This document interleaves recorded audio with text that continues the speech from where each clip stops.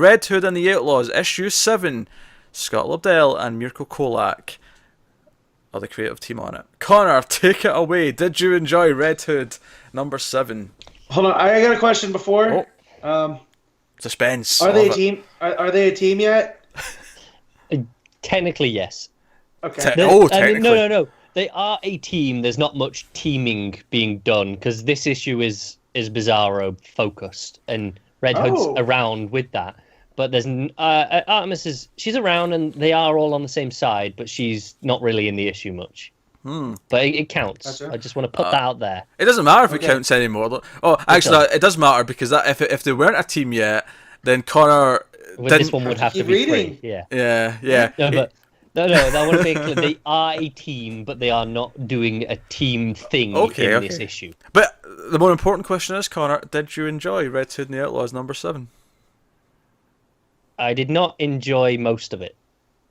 That is more positive than it ever was before. So. No, it is. And I think the actual Bizarro stuff of this is pretty good.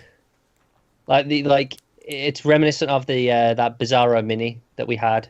Well, I mean, I say mini. I think it was just DCU, but it was basically a mini. Issues. But it was a mini because it was 6 of 6. Oh, was it actually billed as a mini? That one? I couldn't remember that one. Okay. Yeah. The Bizarro stuff is kind of like that, and that stuff was interesting. Like the idea that when he was cloned, he has some of Superman's memories, and he talks about how he remembers, being sent away from a dying world. He remembers the Kents essentially like loving him. He remembers fields and he remembers the sky, and he doesn't hate the world. But he knows they're not his memories. That's interesting. I mean, I would have said Superman doesn't remember being sent away from Krypton. Yeah. I mean, sure. I mean, I also question that, but I was like, whatever. I'm not gonna fight it because that much. Part of Superman's story is that his parents eventually tell him, "Oh, you came in this ship." He doesn't remember coming in the ship. Yeah.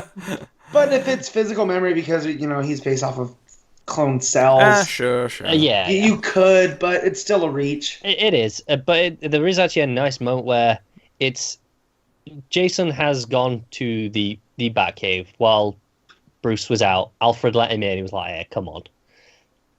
And Jason's gone and borrowed Bruce's kryptonite.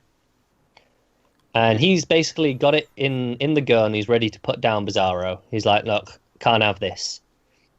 And Bizarro then they're out in this field by a lake, and Bizarro starts talking about this, and he starts saying, he remembers the first time he stepped into the sky, friends and secrets, truth and justice, the American way. And Jason stood there behind him with the gun, and he says, "But he's not stupid. They're not my memories." And he goes, "Oh, I'm not perfect, but I'm going to try." I was like, that was a really nice moment, weirdly. And Jason puts down the gun. But, it's... Do you know, I think Connor loved this issue, but he's dominated. I really liked these few pages with Bizarro at the end. These few pages were legitimately really good, and the art was great. I did think I often said good things about the art in general anyway. It was never that bad. Lobdell has this thing where he gets artists for some godforsaken reason. He always gets good artists.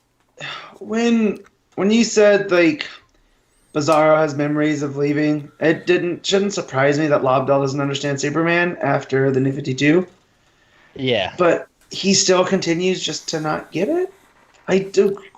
Quit giving him Superman stuff to do, DC. It's not that hard. To be fair, Bizarro having that memory is on the end of the list of complaints about what he's like Superman. But in a way, this is probably the closest he's ever gotten to getting Superman right, where he's kind of... Bizarro is inspired by Superman to try better. Yeah. That's... Well, and I always like that version of Bizarro that's kind of a nuisance that's not really... Yeah, he's not... I don't like Frankenstein's Bizarro, I like the playful, oops, I messed up, kind of... Yeah, I mean, that's the thing. I really like that final few pages where you have that stuff with Bizarro. That stuff was legitimately good. All the other stuff where you've got Jason taking over Black Mass organization. You've got him calling in Bizarro as reinforcements, basically being the dog that he points and unleashes at them, and he's weirdly sentimental. He's like, "Hey, Bizarro, I told you not to kill him. Calm down." And it doesn't really feel like Jason. Jason shouldn't really care that much, I don't think. And then Killer Croc shows up, and one of the guys is like, "Oh yeah, I bought him off Black Mask," but it turns out it was just a robot, which was really disappointing. Oh, good lord. Yeah, that's what I mean. All this stuff is like, ugh, Red Hood. It's just, this is what the book was, and this is Lobdell just doing shite. But that stuff with Bizarro was legitimately pretty good. So I can't deny that. That is usually the most positive you'd ever been on it. Oh, it is. And so I mean, I've liked Lobdell's stuff in the past. I think his Gotham City Sirens stuff was pretty good. It wasn't as good as some of the other people on that book, but I think it was. You mean Paul Dini? Well, yeah, there was one of the legends of storytelling. Well, yeah, but there was a few other writers as well. Oh, was there? Yeah, over the run, I think there was. I stopped when Dini stopped, so. Yeah, no, I've read it all, and his stuff's not. It's obviously it's nowhere near as good, but it's not bad. And this is probably the best thing I've read from him in years, easily. This 4 pages or whatever it is, where it like you say, it's the closest he's ever come to understanding Superman, other than that weird memory bit, which was strange. But he doesn't get Jason at all. Like, Artemis is basically not in this issue. She's Googling away trying to find her Bow of Ra still. Like, she's literally just sat at her computer doing some research. I don't know what she's doing. She might as well be on Google. All right. Is that the gist of it then? Is that Red Hood done for the month? Yeah, I'm just skimming to see if there's any key points I forgot.